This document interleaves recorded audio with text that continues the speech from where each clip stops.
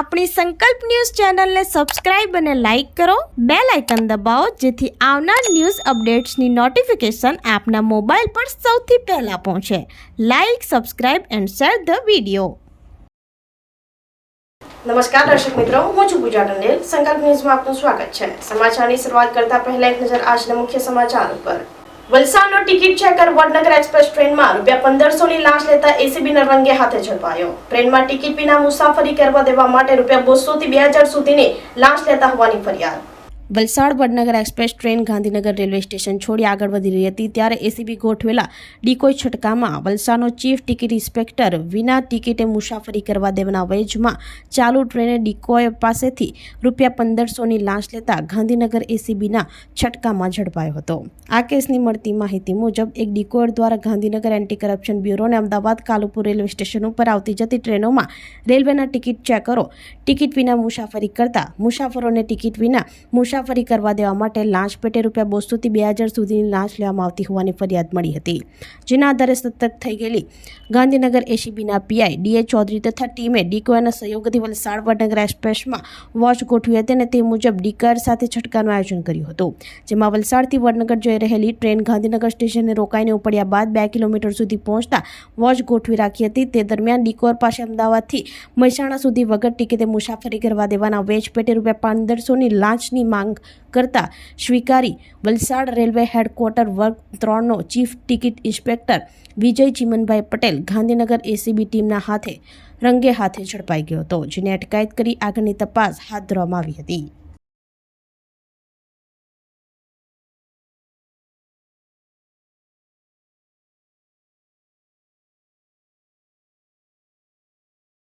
સમગ્ર દેશ દમણમાં અક્ષત કળશ ઘર સુધી પહોંચાડવા રામ મંદિરથી પૂજન કરી પ્રારંભ કરાયો. શ્રી રામ જન્મભૂમિ અયોધ્યામાં થઈ રહેલ પ્રાણ પ્રતિષ્ઠા 22 જાન્યુઆરીના રોજ થનાર છે, જેના ઉપલક્ષમાં 1 થી 15 જાન્યુઆરી સુધી દમણના દરેક ઘરો સુધી આ અક્ષત કળશ પહોંચાડવાની શરૂઆત કરવામાં આવી હતી. જેની શરૂઆત નાની દમણ શાકભાજી માર્કેટ રામ મંદિરથી ભગવાન રામચરણોમાં પૂજિત અર્પણ કરી વિશ્વ હિન્દુ પરિષદ અને રાષ્ટ્રીય સ્વયંસેવક સંઘના કાર્યકર્તાઓ દ્વારા કરવામાં આવી હતી, જે દમણના 24 ગામો અને 15 વોર્ડમાં ઘરે ઘરે ફરશે. આ પ્રસંગે જિલ્લા સમિતિના કાર્યકર્તા પ્રમુખ સમીપ સુરવે, રાજન કામલી, યોગેશ પટેલ, ધીરેન પત્રો, પ્રકાશ સોની, સુભાષ પટેલ, પ્રેમાભાઈ ટંડેલ, હરીશ ઘુગરે, વિપુલ પટેલ ઉપસ્થિત રહ્યા હતા. મોટી વાકડ અંબામાતા મંદિરથી આરએસએસના યોગેશ પટેલના માર્ગદર્શન હેઠળ પૂજા અર્ચના કરી શુભ શરૂઆત કરવામાં આવી હતી.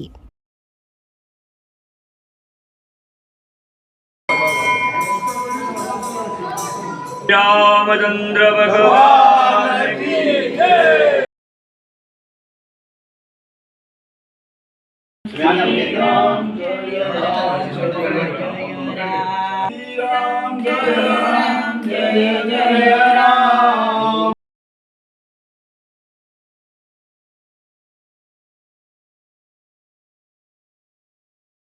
जय श्री राम, जय श्री राम, जय श्री राम, जय श्री राम. विश्ववेदा वधिन चारक्षु श्यामा शान्तिनो अभयं गुरुत्वम्. ओम बम वर्णाय नमः, ओम बम वर्णाय नमः, ओम बम वर्णाय नमः, ओम बम वर्णाय नमः, ओम बम वर्णाय नमः, ओम बम वर्णाय नमः. बोलो अम्बे मात की जय. ओम नमो भगवते वासुदेवाय नमः, ओम नमो भगवते वासुदेवाय नमः, ओम नमो भगवते वासुदेवाय नमः. રામ મંદિર પ્રાણ પ્રતિષ્ઠા 22 જાન્યુઆરીના રોજ થવા જઈ રહી છે.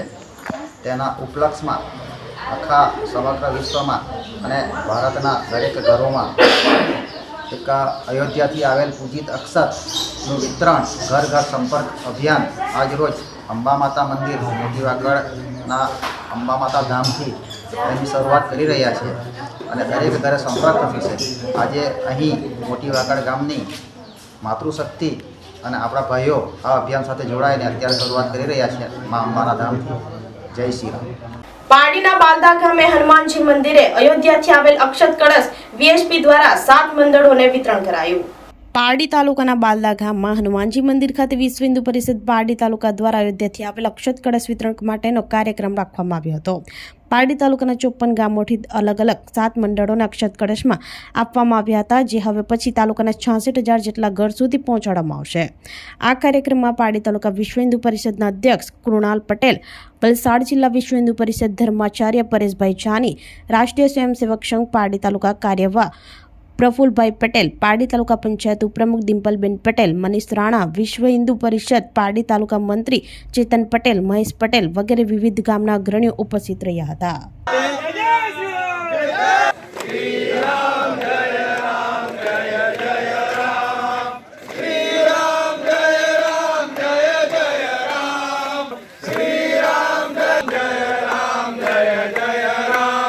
આજે અયોધ્યાથી જે પવિત્ર અક્ષત આવ્યા હતા એ પારડી તાલુકાના 54 ગામોની અંદર વિતરણ કરવાના છે, આપણે ઘરે ઘરે પહોંચાડવાના છે.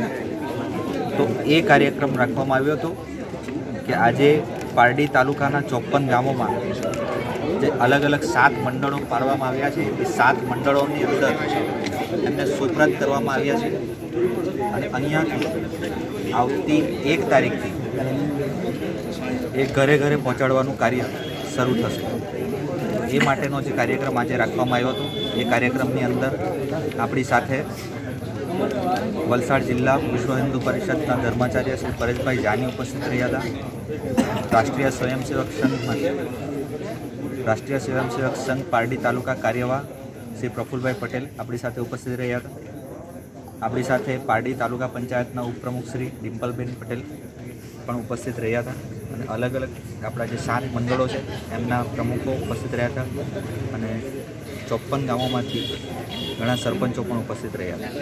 વડોદરાના કરજણ રેલવે સ્ટેશન ઉપર ભુજ બાંદ્રા ટ્રેનના કોચમાંથી ધુમાડો નીકળતા નાસભાગ મચી. વડોદરા જિલ્લાના કરજણ રેલવે સ્ટેશન ઉપર ભુજ બાંદ્રા ટ્રેનમાં એક કોચમાં ધુમાડો નીકળતા નાસભાગ મચી જવા પામી હતી. પ્રાપ્ત માહિતી અનુસાર કરજણ રેલવે સ્ટેશન ઉપર ભુજ બાંદ્રા ટ્રેનમાં અગમ્ય કારણસર S4 કોચ પાસેથી ધુમાડા નીકળતા નજરે પડ્યા હતા. ઘટનાની જાણ થતાં અધિકારીઓ સહિત રેલવે પોલીસ ઘટના સ્થળે દોડી આવી હતી. તંત્રની સતર્કતાને કારણે મોટી દુર્ઘટના સર્જાતા અટકી ગઈ હતી. મોટી દુર્ઘટના થતાં ટળી હતી. તંત્રે હાશકારો અનુભવ્યો હતો. 15 મિનિટ સુધી કરજણ સ્ટેશન ઉપર ગાડી રોકવામાં આવી હતી. ત્યારબાદ ટ્રેનને રવાના કરાઈ હતી. કરજણથી રિપોર્ટર અવી સૈયદ, સંકલ્પ ન્યૂઝ.